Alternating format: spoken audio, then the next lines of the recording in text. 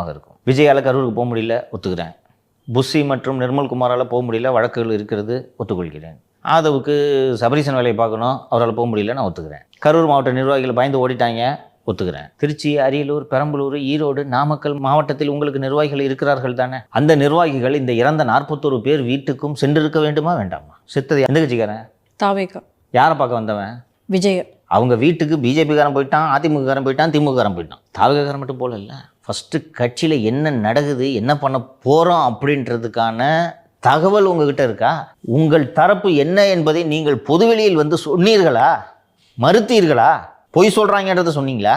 விஜய் அவர் வந்து சதி இருக்கிறதோன்னு இண்டிகேட் பண்ணுறாரு. அதை நம்ம ஊகிச்சு புரிஞ்சுக்கணும். நான் 5 மாவட்டத்துக்கு போனேன், அங்கெல்லாம் நடக்கலை, கரூரில் மட்டும் ஏன் இப்படி அப்படின்னு நம்மக்கிட்ட கேட்டால் நான் திருப்பி தான் கேட்பேன், ஏன் இப்படி? செந்தில் பாலாஜி நேத்து இவங்க மேல ஏகப்பட்ட குற்றச்சாட்டுகளை வச்சுட்டாங்க, அதுக்கு நீங்க பதில் சொல்லலையா? ஆதவ் 500 மீட்டர்ல இருந்து தள்ளி நிறுத்தினதுக்கு காரணமே ஆதவ் தான் அப்படின்னு போலீஸ் சொல்லிடுச்சு. அதுக்கு ஆதவ் கிட்ட பதில் என்ன சார்? ஆமாம் சார், இந்த கொஸ்டின் பற்றி ஒன்று கேட்கணும் சார். ஒரு நபர் ஆணையம் விசாரணை நடத்திக்கிருக்கு. அப்படி இருக்கப்போ எப்படி சார் இதுதான் நடந்துச்சு அப்படின்னு சொல்லிட்டு சொல்ல முடியும்? ஏன்னா வந்து அதாவது நம்ம யூகத்தை வைக்கலாம், ஆனால் இங்கே இதே நடந்துச்சு, இது நடக்கல அப்படின்னு சொல்லிட்டு எப்படி குறிப்பிட்டு சொல்ல முடியும்? எங்களை மீறி ஒரு நபர் ஆணையம் சொல்லிடுமா? இல்லை அப்படின்றது தான். அது சட்டப்படி தவறு தானே சார்? தவறு தான். ஃபெலிக்ஸ் சார் அவர்கள் மீதுலாம் வந்து வழக்கு பதிவு பண்ணுறாங்க, அப்போ அவர் மீது வழக்கு பதிவு பண்ணிருக்கணும்ல.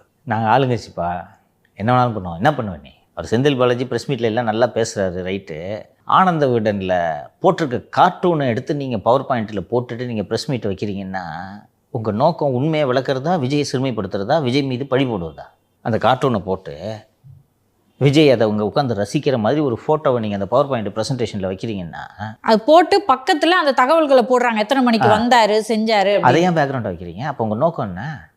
அவரை சிறுமைப்படுத்தி விஜய் மீது பழி போடுறது, தெரியுதா? நேற்று திரு ஆதவ் அர்ஜுன் கைது செய்யப்பட இருந்தார். ஆதவ் அர்ஜுன் வீட்டுக்கெல்லாம் போலீஸ் போயிட்டாங்க. அது வந்துச்சா வீடியோவில்? ஆதவ் அர்ஜுன் வீட்டுக்கிட்ட போலீஸ் குவிப்புன்னு கரூர்லேருந்து ஒரு டீம் வந்துருச்சு. கரூர்லேருந்து ஒரு டீம் அசைன் பண்ணி ஆதவ் அர்ஜுன் வீட்டுக்கு அனுப்புகிறாங்கன்னா சும்மா அவர் வீட்டில் போய் நல்லா இருக்கீங்களான்னு கேட்டு வரதுக்கு அனுப்புவாங்க. பாதுகாப்புக்காக வந்தாங்க. அது கரூர்லேருந்து தான் வரணுமா பாதுகாப்புக்கு? உள்ளூர் போலீஸ்லாம் ஆகாதா? வந்தாங்க. அவர் மேலே தான் எஃப்ஐஆர்ல பேரே இல்லையேங்க சார். எஃப்ஐஆர்ல பேர் இல்லாமல் கரூர் டவுன் டிஎஸ்பி மதியழகனை ரிமாண்ட் பண்ணும்போது கோர்ட்டில் ஆதவ் அர்ஜுன்ட்ட திருப்பி நாங்கள் வண்டி எங்கேயே நிப்பாட்டுன்னு சொன்னால் ஆதவ் அர்ஜுன் தான் கேட்காம இல்லை நாங்கள் அங்கே தான் போய் நிப்போன்னு சொன்னாருன்னு எதுக்கு ஆர்கியூ பண்ணோம்? நீங்கள் சொல்கிறது கரெக்டு. நேபாளத்தை போன்று புரட்சி வெடிக்கும்டாரு சார், அதுக்கு எஃப்ஐஆர் போட்டு அது தனி, அது சிட்டி எஃப்ஐஆர். ஆனால் அது கரூர்லேருந்து போலீஸ் வராது. கரூர்லேருந்து எது போலீஸ் வரணும்? நேற்று அரெஸ்ட் பண்ணதா பிளான். காலையிலே தகவல் நான் சில அதிகாரிகள்கிட்ட பேசிய போது அரெஸ்ட் இருக்குங்க இன்றைக்கி ஆதவ் என்று சொன்னார்கள். ஏன் போலீஸார் திரும்பி சென்றனர்? நடுங்கிட்டார். இந்த வெற்று சவடால் விடுறவங்களெல்லாம் பார்த்தீங்கன்னா உள்ளுக்குள்ளே இப்படி தான் இருப்பாங்க.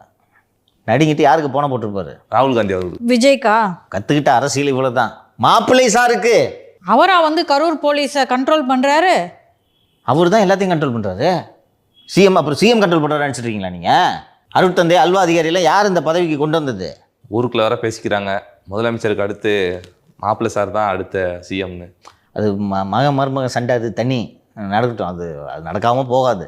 ஸோ மாப்பிள்ளை சாரை அழைத்ததும் மாப்பிள்ளை சார் கரூர் போலீஸாரை பேச வேண்டியவர்களிடம் பேசி அருட்தந்தைக்கிட்ட சொன்னா அவர் பண்ணிவிடுவார். அருட்தந்தை மாப்பிள்ளை சொல்கிறது முடியாதுன்றவரை அண்டு சொன்னதும் திரும்பி போய்விட்டார். சரியா? சரி, போலீஸை திருப்பி கூப்பிட்டாச்சு, கைது செய்ய மாட்டோம். அண்ணனுக்கு நீ என்ன தருவேன்னு கேட்பாரா கேட்க மாட்டாரா? கண்டிப்பாக கேட்பாங்க. ரைட்டு. இப்போது உள்துறை அமைச்சர் விஜயிடம் பேசினார் என்று தகவல் வருகிறதா? உள்துறை அமைச்சர் விஜயிடம் பேசி விஜய்க்கு நாங்கள் சப்போர்ட் பண்ணுறோன்னு சொல்லிட்டாருனாலே சிக்கல்னு அர்த்தம். நீங்கள் தான் சொன்னீங்க கூட்டணி இல்லைன்னு, இப்படி தான் ஆரம்பிக்கும். சப்போர்ட் பண்ணுறான்னு சொல்லிட்டாங்களா? இது அடுத்த கட்டத்தை நோக்கி பயணித்து விஜய் அதிமுக பாஜக கூட்டணிக்கு சம்மதித்தால் திமுகவின் நிலைமை சாலி முடிஞ்சு. அப்போது இதை வேடிக்கை பார்த்துட்டு அமைதியாக இருக்குமா திமுக? அப்போது ஆதவ் அர்ஜுனுக்கு வேலை வைக்கிறார் மாப்பிள்ளை சார். என்ன வேலை? டெல்லிக்கு கிளம்பி சென்று ராகுல் காந்தி கிட்ட பேசி கூட்டணிக்கு பீகார் தேர்தல் முடிஞ்சவுடனே உறுதியாக அவங்க கூட சைன் பண்ணுறோம். சரி, அதுக்கு என்ன பண்ணணும்? நாங்கள் சைன் பண்ணுறது உறுதி, அது வரைக்கும் பிஜேபி கூட அண்ணன் தண்ணி புழங்காத. ஆதவ் சொன்னோன்னே ராகுல் காந்தி ஏற்றிப்பாரா? ஆதவ் கிட்ட ராகுல் காந்தி பேசுவாரா? தெரியல. ஆதவ் யாரிடம் பேசி கொண்டிருக்கிறார் காங்கிரஸில் என்பதையும் நான் வெளிப்படையாக இப்போது சொல்கிறேன். ஆதவ் காங்கிரஸில் இன்டலெக்சுவல் செல்லோட தலைவராக இருக்கக்கூடிய தமிழகத்தைச் சேர்ந்த திரு பிரவீன் சக்கரவர்த்தி என்பவரிடம் பேசி கொண்டிருக்கிறார். பிரவீன் சக்கரவர்த்தி யார் என்றால், காங்கிரஸ்ன்றது வந்து ஒரு இந்த சத்திரம்னு சொல்லுவாங்கள்ல அந்த காலத்தில், கேள்விப்பட்டீங்களா? யார் வேணாலும் வரலாம், தங்கலாம், போகலாம், அது மாதிரி அந்த கட்சி. இந்த பிரவீன் சக்கரவர்த்தியும் அப்படியே அந்த சத்திரத்தில் தங்கியிருப்பவர்களில் ஒருவர். அவராலேயே ராகுல் காந்தியிடம் நெருங்கி பேச முடியாது. இதுதான் யதார்த்தம். ராகுலுக்கு அவர் மீது எந்த மரியாதையும் இல்லை ஒரு சில காரணங்களால். அதனால் ராகுல் அவரை கேட்டெல்லாம் இந்த முடிவுகளை எடுக்கப் போவது கிடையாது. ஆனால் ஆதவ் அர்ஜுனோட முக்கியமான ஒரே சோர்ஸு காங்கிரஸில் பிரவீன் சக்கரவர்த்தி. பிரவீன் சக்கரவர்த்தி கிட்ட ராகுல் காந்தி பேசுகிறதே இல்லைன்றது ஆதவுக்கும் தெரியாது, விஜய்க்கும் தெரியாது. பிரவீன் சக்கரவர்த்தி எந்த இடத்துல வச்சுக்கிட்டு இருக்காங்கன்றது அந்த கட்சியில் மேல்மட்டத்தில் விவரங்கள் அறிந்தவர்களுக்கு மட்டும்தான் தெரியும். ஆனால் பிரவீன் சக்கரவர்த்தி என்ன கேட்காம ராகுல் காலையில் காப்பி கூட குடிக்க மாட்டார்னு உருட்டுவார். ஆனால் மாப்பிள்ளை சாரும் போய் பார்க்க சொல்லியிருக்காரு சார், அப்போ அவருக்கும் தெரியாதா? எதுக்கு பார்க்க சொல்லியிருக்காருன்னு சொல்கிறேன். தெரிஞ்சு தான் சொல்கிறாரு, மாப்பிள்ளைக்கு தெரியும். ஆனால் நீ போய் பேசி காங்கிரஸ் கூட்டணியை நான் பேசி முடிச்சிட்டேன், நம்ம கூட உறுதியாக வர்றாங்கன்னு விஜயை நம்ப வையே. விஜயை நம்ப வச்சா விஜய் அடுத்து இப்போ அமித்ஷா தொடர்பு கொள்கிறார் என்றால் வேணாம், நான் ஃபோனில் பேசுறதுக்கு நான் ரெடியாக இல்லை. இப்போ ராகுலே கூட டைரக்டா விஜய் கூட பேசுறாரு சார். அப்படி இருக்கும்போதும் ராகுலுக்கும் விஜய்க்கும் நடுவில் வெறும் ஆதவ் மட்டும்தான் இருக்காரா? வேற யாரும் சோர்ஸும் இல்லையா? ராகுல் விஜயிடம் பேசியது திமுக சொல்லியதால். ஆனால் திமுக சொன்னதவே பேசலையே சார் அவர். திமுக ஏன் சொல்லணும்? பிஜேபி கூட போயிட போகிறாரு, நீங்கள் பேசுங்க. சரி, பேசி என்ன சொல்லணும்? இந்த விஷயத்துக்கு திமுகவை ப்ளேம் பண்ணாமல் இருக்க சொல்லுங்கள், நாங்கள் ஒன்றும் தொல்லை பண்ண மாட்டோம்னு சொல்லுங்கள். ராகுல் அவ்வாறெல்லாம் பேசாமல் we stand with you, you have our support, இதோடு நிறுத்தி கொண்டார். இப்படி தான் அரசியல். இந்த மேஸ்ன்னு சொல்லுவாங்க ஆங்கிலத்தில், உள்ள நுழைஞ்சா எப்படி வெளியில் வர்றதுன்றதே தெரியாத குழப்பமான ஒரு புதிர், அப்படி தான் இருக்கும். ஸோ இப்போ புரியுதா? அது அவசரமாக டெல்லி சென்று விளையாட்டு விழாவில் பங்கேற்பது என்றால், நீங்கள் அது விளையாட்டு விழாவில் பங்கேற்கிறது தான் வெளியில் சொல்கிறாங்க. இங்கே 41 பேர் வீட்டில் இழவு நடந்திருக்கு, இப்போ போய் நீங்கள் விளையாட்டு விழாவை சிறப்பிப்பது அவ்வளோ முக்கியமா? அதெல்லாம் கிடையாது. மாப்பிள்ளை சார் சொல்லி தான், நான் சொல்கிறது நீ செய்யலைன்னா நீ ஜெயிலுக்கு போவதில்லை. நேற்று கோர்ட்டில் கரூர் டிஎஸ்பி ஆதவ்னால தாங்க இவ்வளோ நடந்துச்சுன்னு சொல்கிறாரு. புஷி ஆனந்த் தலைமறைவு, நிர்மல் தலைமறைவு, அவங்க 2 பேரும் நேம்டு எஃப்ஐஆரில். Though he is not named Karur town DSP. ஏங்க ஆதவ் தாங்க காரணம், நான் ஆதவ்கிட்ட தான் போய் சொல்கிறேன், ஆதவ் தான் இல்லை அங்கே தான் போய் நிப்பாட்டுவோம் அப்படின்னு சொல்கிறாருன்னு கோர்ட்டில் ஆர்கியூ பண்ணியிருக்காரு. ஏன் ஆதவ் கைதாவில்? அது மட்டும் இல்லை சார், புஷி ஆனந்தையும் மற்ற நிர்வாகிகளையும் சார் தேடி தேடி பிடிக்கிறாங்கன்னு நியூஸ் தனிப்படை. இன்னொன்று, நிர்மல் நம்ம நேற்றே பேசணும், நிர்மல் வண்டியிலே இல்லை, ஆதவ் அந்த வண்டியில் இருக்கார். ஏன் பிடிக்கல? போய் தேசிய விளையாட்டுப் போட்டிகளில் கலந்து கொள்வதற்கு எளிமையாக தனி விமானத்தில் சென்று வருகிறார், ஏன் கைது செய்யவில்லை? அதுவும் கரூர் போலீஸ் வர வந்திருக்காங்கன்னு சொல்றீங்களே சார். வந்துட்டு தான் போயிட்டாங்களே. இல்லை, அதுவும் பேசக்கூடிய சூழ்நிலையில் கூட இல்லைன்னு சொல்லிட்டு எதுக்கு சார் விளையாட்டு போட்டியில்? விளையாட்டு போட்டி என்ன, இப்போ விளையாட்டு போட்டி சிறப்பிக்கிற நிலைமையில் இருக்கீங்களா? ஸோ திரு விஜய் அவர்கள் இப்போ நான் இப்போ கொஞ்சம் நேரத்துக்கு முன்னாடி காங்கிரஸ் ஏன் வராதுன்றதை சொன்னாலே இது யோசிச்சா முடிஞ்சிடும். நீங்கள் 2 பேரும் காங்கிரஸ் கட்சிக்கு தலைமை பதவியில் இருக்கீங்க, நீங்கள் தான் கார்கே, நீங்கள் தான் ராகுல் காந்தின்னு சொல்லுங்கள், நான் சொல்கிறேன் நீங்கள் வந்திருக்க கூட்டணிக்குன்னு யோசிக்க மாட்டீங்க? இன்னொன்று, விஜய் 60 சீட்டே கொடுக்குறதா எத்தனை சீட்டில் ஜெயிப்பீங்க? ஒரு 10 20? இங்கே ஒருத்தன் 25 எம்பியோட பிச்சுக்கிட்டு போயிடுவானே. Correct sir. பாராளுமன்றத்தில் காங்கிரஸ் ஏதாவது இந்தியா கூட்டணி ஒரு போராட்டம் நடத்துகிறாங்கன்னா எதிர்க்க போயிருப்பாங்களே, யோசிப்பாங்களா? எதுக்கு வரணும் விஜய் கூட? என்ன லாபம்? காங்கிரஸுக்கு என்ன லாபம்? நஷ்டம் தான் சார். ஒரு தேசிய கட்சி இவ்வளோ ஒரு பிளெண்டரான மூவை பண்ணுன்னு எனக்கு தோணல. அப்போ நீ ஆரம்பிச்ச இந்தியா கூட்டணி நீங்களே உடச்சி விட்டீங்கன்னா, அதுவும் எம்எல்ஏக்களுக்காக பண்ண வரைக்கும் அந்த கூட்டணிக்கு வர மாதிரி ஒரு பின்பத்தை உருவாக்குறது, அதிக சீட்டு கேட்கறதுக்காக மட்டும்தான் சார். அது மட்டும் இல்லாமல் விஜயை நம்ப வைக்கிறது, விஜயை நம்ப வச்சு கடைசி நிமிஷம் வரைக்கும் கழுத்த இருக்கிறது திமுகவோட அஜெண்டாவா இல்லையா? நீ பாட்டு போய் பிஜேபி கூட சேர்த்துக்கிட்டேன்னா நான் எங்கே தெருவுக்கா போகிறது? அப்போ இந்த கூட்டணியை உடச்சி விடுறதுக்கான எல்லா வேலையும் திமுக செய்யணும். எப்படி செய்யாமல் இருப்பாங்க?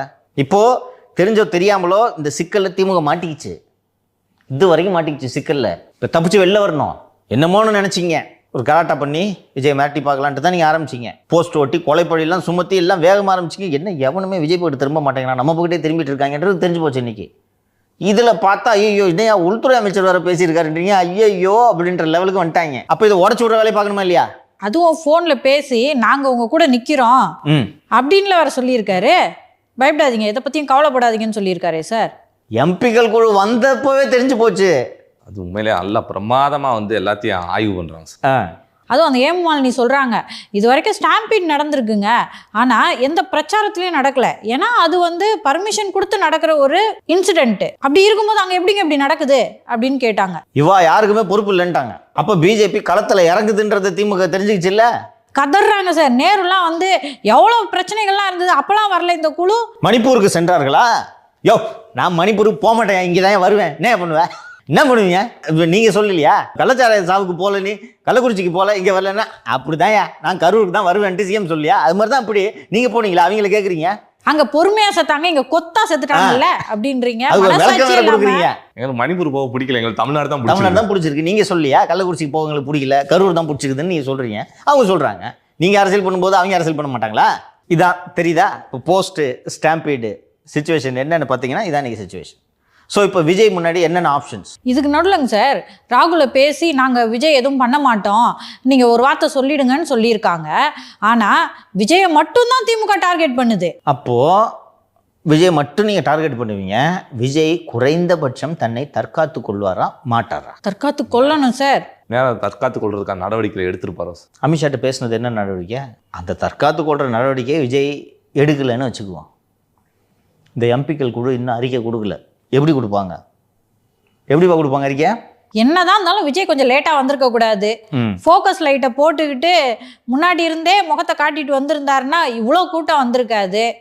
கோழி கழுத்து மாதிரி இருக்க ஒரு இடத்துல விஜய் நிர்வாகிகள் எதுக்கு பர்மிஷன் கொடுத்தோன்னு ஏற்றுக்கிட்டாங்க? ஏன் அந்த இடத்த கேட்டாங்க? கோழி கழுத்து உள்ள போய் பஸ்ஸை விடலாமா? வருமா அறிக்கை? தேசிய மகளிர் ஆணையம், தேசிய குழந்தைகள் ஆணையம் வருமா? நாங்களும் பல கட்டமாக ஆய்வு பண்ணோம். சுற்றி பார்த்தப்ப தப்பு நடந்த மாதிரி தான் இருக்கு. ஆனால் விஜய் தான் பொறுப்பு. விஜயும் ஒரு பொறுப்புன்றுவாங்க, விஜய் தான் பொறுப்புன்னு சொல்ல மாட்டாங்க. நடக்குமா? இதான் அரசியல்.